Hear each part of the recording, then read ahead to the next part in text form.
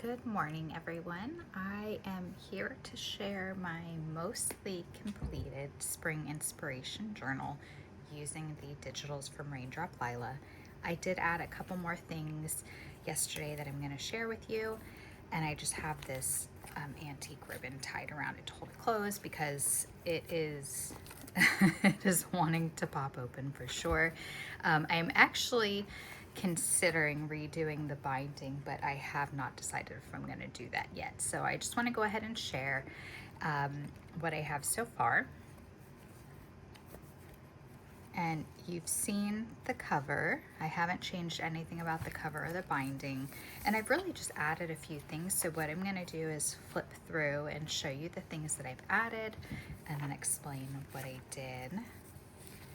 If there's a pocket somewhere, I tried to just add things tucked in. I have just a couple of ephemera pieces clipped because I do have this clipped on this side, and I'm going to show you this. I made a couple of little foldables using the digitals and some piano roll, so I'm going to show you that in a minute. I'm going to put that to the side for now. I have the belly band here. I haven't decided what I'm putting in there yet. I was actually thinking of making another little book to put in there, but that is just blank for now. I have another little piano roll foldable in there, so I'm gonna leave that out. That goes in the little envelope. If there was lined spots or blank spots, I tried to leave some of that open because I really want this to be a functional journal where there's space to write or to put things. I added more butterflies because they're just so beautiful.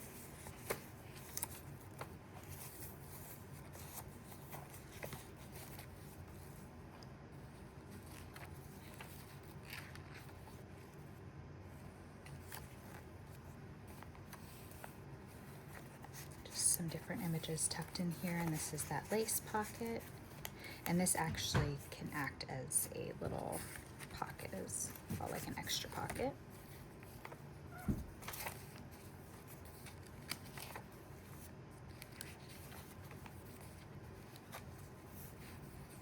And I just collaged a couple more little things on here. I wasn't really happy with how the pocket turned out. I don't know, it just didn't look right to me, so I added a few more bits and then I was okay with it. That's normally how that goes.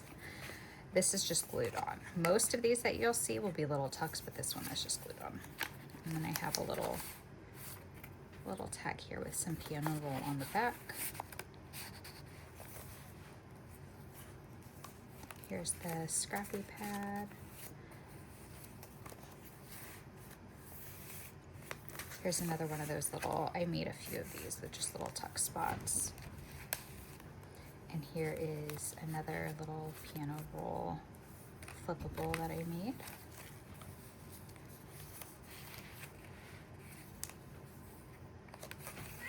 This has a little tuck spot there. Another tuck spot there. And that's it. So as you can see, it is definitely not wanting to stay closed. So like I said, that's why I had the lace on there. I was considering redoing the binding, but then I would have to totally disassemble all the lace pieces. So I really don't know which way I'm leaning. I'm kind of leaning towards keeping it as is.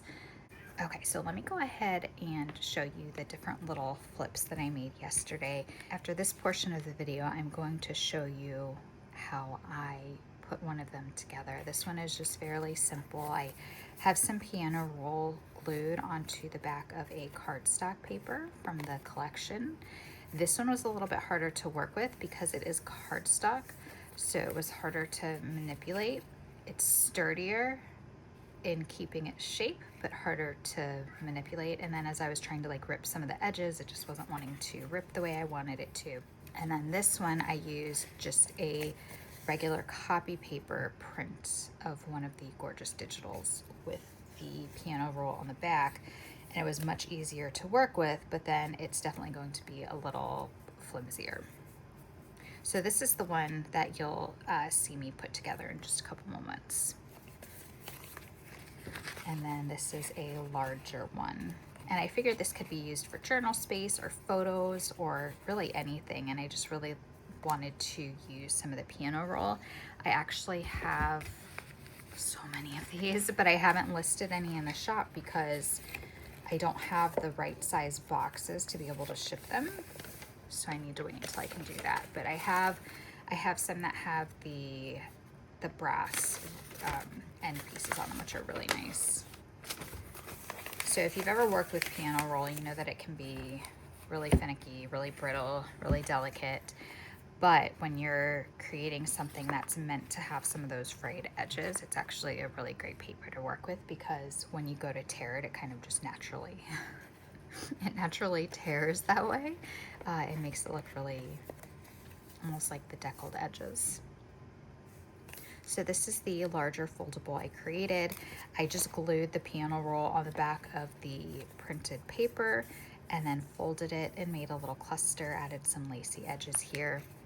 This one I did the same thing, and I have the piano roll on the back and then just kind of collaged a little on the front.